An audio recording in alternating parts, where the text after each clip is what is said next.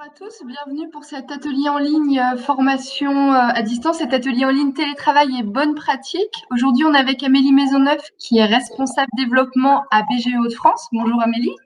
Bonjour. On est également avec Corinne Dornier qui est directrice opérationnelle au Greta Grand Littoral. Bonjour Corinne. Bonjour. Aujourd'hui, on va voir ensemble quels sont les outils et les moyens pour se former à distance. Pour démarrer, Amélie, la première question. Lors du premier confinement, vous vous êtes adaptée avec les formations à distance. Comment ça s'est passé? Comment est-ce qu'on adapte une formation en présentiel à une formation à distance? Alors, passé le démarrage, un petit peu la sidération du départ, on s'est mis en route sur la distance. Enfin, faut dire, on a un petit peu d'antériorité puisque ça fait 10 ans qu'on propose déjà du cyber-conseil. Alors, c'est pas de la formation, moi, c'est du conseil, mais par Internet. Là, en l'occurrence, pour la formation, on a fait du téléprésentiel à 100% tout de suite, notamment pour tout ce qui est formation à destination des chefs d'entreprise. Pour ce qui est des entrepreneurs en devenir, pour les porteurs de projets, on a pu mettre en place une LMS, Learning Management System. En fait, on avait mis en place ceci grâce à un appel à projet auquel on avait répondu en 2019, un appel à projet pour les acteurs de la formation sur l'usage du numérique. Et donc, on avait eu le temps de numériser les outils, des vidéos, des exercices. Donc, en fait, pour les personnes qui viennent en formation, les porteurs de projets qui veulent se former au métier de chef d'entreprise, ce qu'on leur propose, c'est par demi-journée d'être chez eux à distance et sur la LMS, faire des exercices, regarder des vidéos, répondre à des questions. Le formateur est derrière l'écran et voit l'évolution, la progression de l'apprenant. Et l'après-midi, par exemple, eh bien, en groupe, eh bien, il vérifie que tout le monde a bien compris, vérifie que tout est bien acquis et qu'ils savent utiliser à leur propre compte, pour leur propre projet, ce qu'ils ont pu apprendre. Et Corinne, alors vous aussi au Greta, vous vous êtes adaptée, vous faisiez pas de formation à distance avant le premier confinement, c'est ça? Non, le Greta Grand Littoral, en fait, ne proposait pas du tout de formation, en fait, à distance. Les équipes pédagogiques avaient plutôt recours à des plateformes, en fait, pour que les stagiaires, en fait, s'auto-forment, donc en dehors, en fait, des temps présentiels. Mais oui, c'est sûr que ça a créé, en fait, enfin, ça a demandé surtout, en fait, beaucoup d'adaptation. Donc, particulièrement pour nos équipes pédagogiques, puisque là, il a fallu quand même les professionnaliser aux outils collaboratifs. Nous, de notre côté, il a fallu également qu'on investisse dans du matériel un peu plus performant, parce que c'est vrai que quand c'est pas dans les habitudes en fait d'utiliser les classes virtuelles, les caméras, tout ce qui est outils un petit peu numériques, voilà, là, ça nous a demandé en tout cas un gros changement d'adaptation. Donc ça, ce fut pour la première phase du confinement. Je pense que le principal objectif, en tout cas pour nous, était vraiment de garder en fait les stagiaires, ce lien avec eux, puisque comme du jour au lendemain, on leur dit tout d'un coup, vous restez chez vous, mais on va quand même continuer en fait à se former. Il a fallu justement apprendre en fait tout ça, en tout cas avec eux en direct. Et alors justement, quels sont les prérequis obligatoires pour le public qui reçoit les formations, que ce soit au Greta ou à la BGE? Je vais commencer. Alors, les prérequis, forcément, avoir un outil informatique, une bonne connexion, faire en sorte d'être au calme, pas avoir les enfants. Alors, ça, c'est plus facile pendant le deuxième confinement, mais pas avoir les enfants qui courent partout. On l'a vu pendant le premier confinement, c'était compliqué. Les prérequis aussi, enfin, c'est une façon d'être aussi derrière son écran. Je dirais les stagiaires qui coupent la caméra, ça peut pas le faire. Il faut à tout prix qu'on les voit et qu'on les entende. Ça aussi, c'est un prérequis parce qu'il y a des personnes qui veulent bien apprendre à distance, mais surtout pas interagir. Et ça, on ne peut pas. On reste un organisme de formation et on parle avec son formateur. Alors, je rejoins tout à fait ce que vient de dire Amélie, hein, dans le sens où c'est essayer de garder un maximum en fait ce lien social. Après, ça demande beaucoup, en tout cas, d'entraînement c'est appeler en fait les stagiaires par téléphone pour qu'on garde ce lien parce que tout le monde n'a pas l'outil informatique.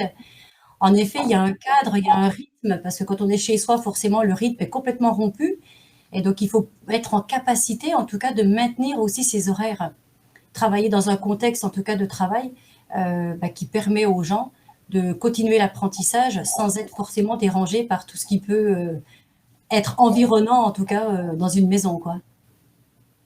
D'accord. On va parler donc dans le vif du sujet, vraiment les formations. À la BGE, vous proposez des formations pour les créateurs et les potentiels créateurs. Comment est-ce qu'on fait pour en bénéficier de ces formations? Qui peut les suivre? Alors, effectivement, donc on a tout un programme de formation à destination des chefs d'entreprise installés.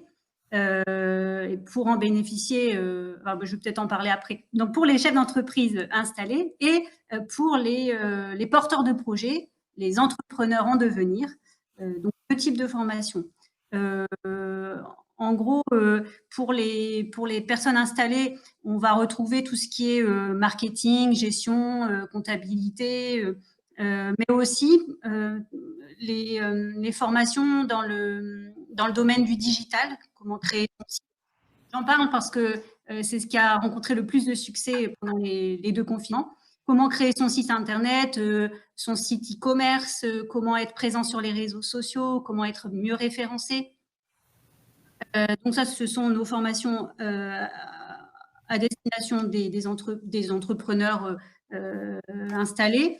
Et pour ceux en devenir, on a notre parcours de formation certifié qui s'appelle « Construire et conduire un projet entrepreneurial » où on apprend à définir son projet, à mener une étude de marché, sa stratégie commerciale, à être présent sur les supports de communication en ligne ou non, à comprendre les notions de gestion, les documents comptables, tout ce qui est statut juridique. D'accord. Et pour pouvoir s'inscrire, le plus simple, c'est d'aller sur le site de BGE de France. Il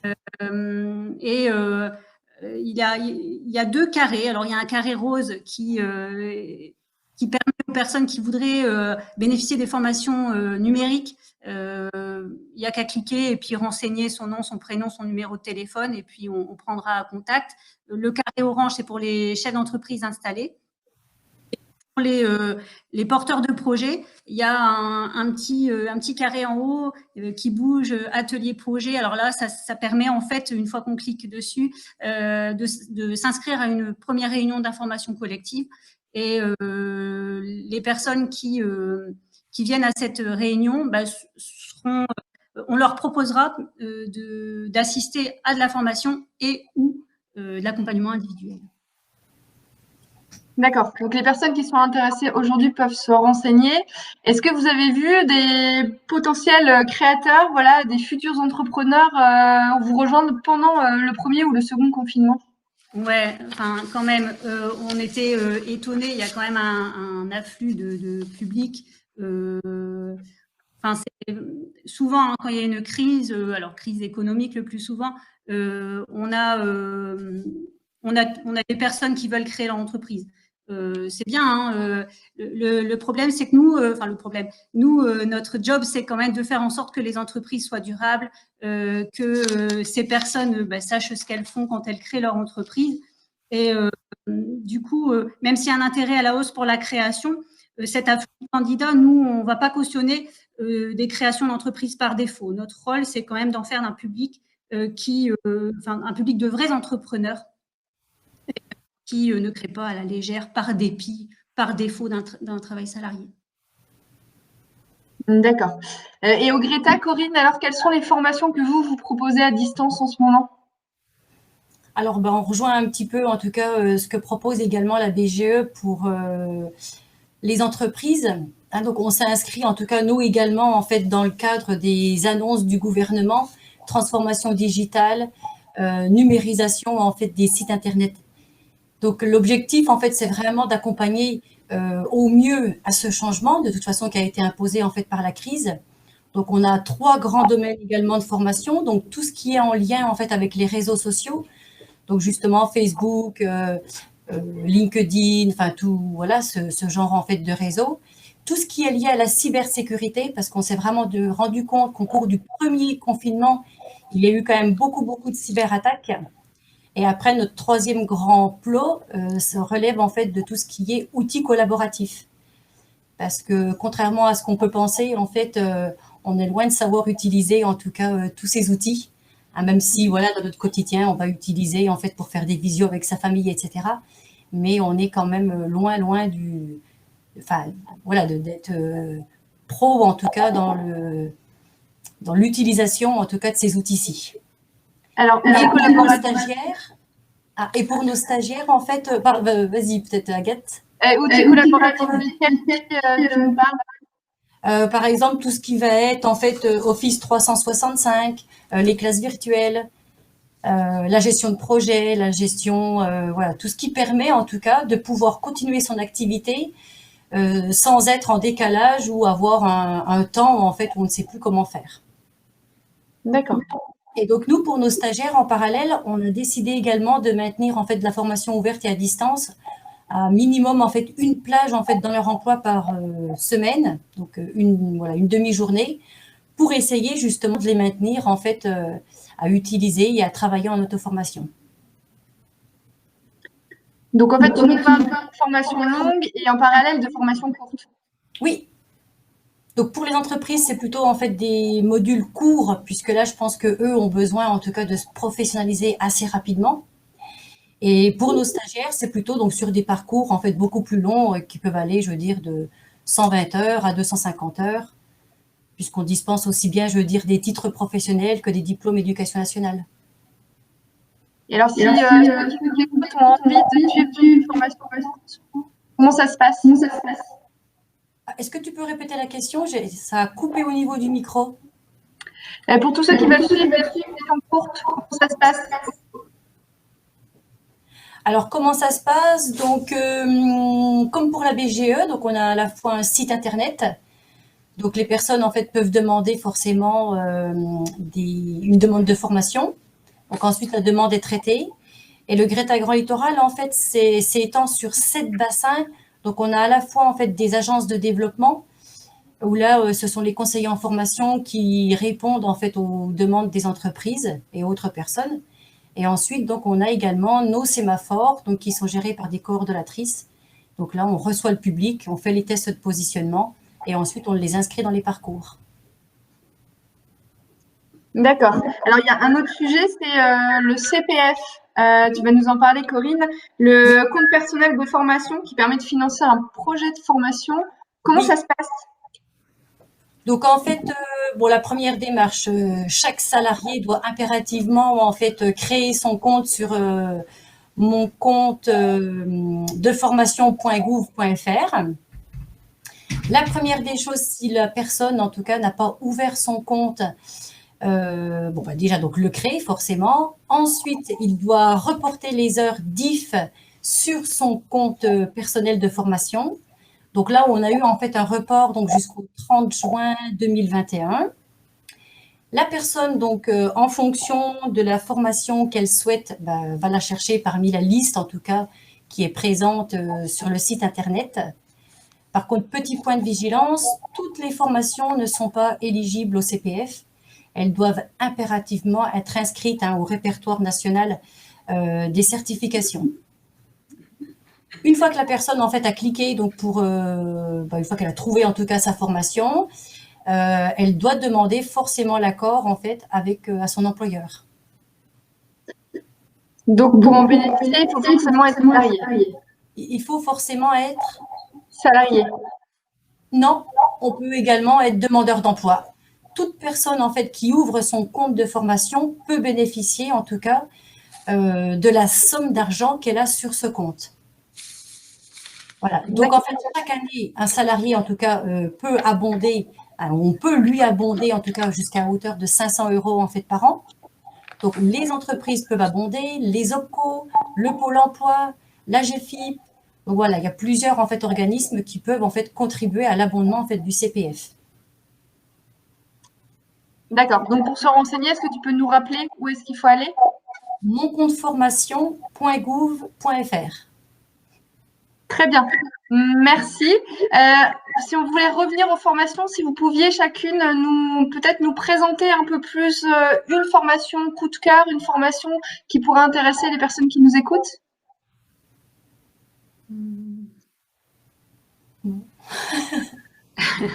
Non, il n'y a pas. On a le coup de cœur, en fait, Agathe, c'est pour ça, le coup de cœur. Peut-être pas coup de cœur, une formation intéressante qui pourrait intéresser les personnes qui nous écoutent, une formation réseaux sociaux, une formation stratégie digitale. Enfin, pour les personnes qui souhaitent créer leur entreprise, suivre l'ensemble des modules à la création d'entreprise, moi, c'est ce que je leur conseille vivement, c'est la voie royale pour créer son entreprise. Souvent, quand on a suivi tous les modules, les stagiaires nous disent « mais comment on peut faire autrement ?» Et pour les chefs d'entreprise installés, le coup de cœur, ce sont les formations numériques. Si les personnes ont un site internet, comment être bien référencé, ça c'est très important. Comment rédiger sur le web et bien sûr les réseaux sociaux, comment s'en servir. On trouve quand même que pour les entrepreneurs installés, il y a encore trop peu de personnes qui se servent de leur formation pour apprendre à s'en servir, alors que la formation, non seulement on apprend des choses, mais en plus on se constitue un réseau parce qu'on fait la connaissance d'autres chefs d'entreprise et il n'y a rien de tel que le réseau pour se développer. Oui, donc je rejoins complètement ce qu'Amélie vient de dire. Je pense que ça, c'est vraiment les premières formations, en fait, auxquelles, en tout cas, toute entreprise doit s'intéresser prioritairement, c'est-à-dire gérer sa e-réputation. Puisqu'on l'a bien vu, là encore, avec le second confinement, bon nombre de commerces, en fait, n'avaient même pas de site internet, donc étaient limités, en tout cas, dans leur vente, etc. Et donc, il faut continuer de se former, parce que là, on parle de personnes qui veulent entreprendre, qui veulent créer leur entreprise. Est-ce qu'il ne faut pas continuer de se former? Quelqu'un qui a créé son entreprise il y a 10 ans n'est pas forcément au courant de comment les réseaux sociaux sont utilisés aujourd'hui, par exemple. Ouais, il faut à tout prix qu'ils se remettent à la page ou qu'ils se mettent à la page, et même pour se rassurer. Et puis, de toute façon, on apprend toujours quelque chose de neuf. Ça, c'est certain. Et de voir comment évoluent aussi les choses, parce que quand on fait des formations aussi, on dresse un petit peu les perspectives, comment ça peut évoluer. De toute façon, tout ce qui est numérique, ça évolue toujours. Les algorithmes des réseaux sociaux et du référencement changent tous les ans, donc même plus vite. De ce fait-là, on apprend toujours quelque chose. Ouais. Quelque chose à rajouter, Corinne? Le mot-clé, oui, c'est se professionnaliser, en tout cas, tout au long de sa vie. Je pense que ça, c'est devenu plus que nécessaire. Et donc, la période de confinement, c'est aussi le moment idéal pour se professionnaliser et se former. Oui. Oui, parce que le temps est complètement différent. Donc, c'est vrai que pour certaines personnes, il y a eu le chômage partiel, il y a eu pas mal, en fait, de choses qui ont même changé, je veux dire, au cours de leur vie. Donc, le temps, en tout cas, voilà, il y a une partie du temps, en tout cas, qui a été dédiée, je pense, à la formation chez bon nombre d'entreprises, quoi. Très bien, merci beaucoup. Merci Corinne Dornier et Amélie Maisonneuve. Si vous souhaitez vous former, pour tous ceux qui nous écoutent, vous pouvez très bien aller sur les sites internet de la BGE et du Greta. Il existe aussi d'autres sources. Si vous débutez, que vous souhaitez vous initier à l'utilisation d'un ordinateur, à Internet, il y a un site qui est plutôt bien fait avec des tutos et des exercices, Les Bons Clics. Si vous souhaitez vous former aux outils de Google, il en existe pas mal pour réaliser sa vidéo professionnelle en ligne avec son mobile, pour rédiger sur le web, pour bien se référencer, pour établir sa stratégie de marque avec sa stratégie de marque. Il existe un site internet, ça s'appelle Google Atelier Numérique. Si vous tapez dans Google Atelier Numérique, vous allez directement tomber sur le site. Il existe aussi différents sites qui vous permettent d'apprendre une langue. C'est peut-être le moment idéal d'apprendre à parler anglais, espagnol, allemand, italien. Vous pouvez aller sur Duolingo, par exemple. Et il y a également d'autres plateformes qui sont dédiées aux formations à distance, qui font ça depuis toujours et qui continuent de le faire, comme Open Classroom. Merci à vous pour votre intervention. Le prochain atelier en ligne, ça sera télétravail et bien-être. Ce sera mardi à 9h pour une initiation au yoga avec Nathalie Peuzet, qui est co-gérante de CrossFit Bélénos et qui est également professeure de yoga. Et jeudi prochain, à la même heure, à 13h30, on parlera de management à distance. Merci à vous, belle journée à tous et à bientôt. Merci, bon après-midi. Merci, au revoir.